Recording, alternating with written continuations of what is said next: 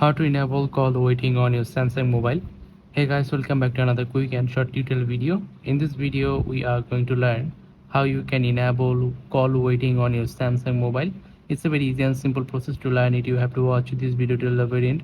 So without any further ado, let's get started.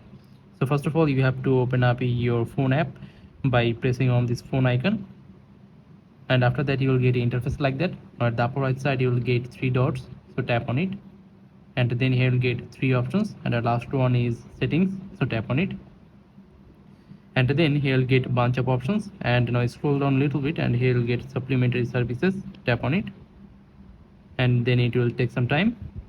And here you can see that call waiting, you have to enable this toggle, so tap on it. Call waiting has been enabled in my mobile. So basically that's how you can enable call waiting on your Samsung mobile.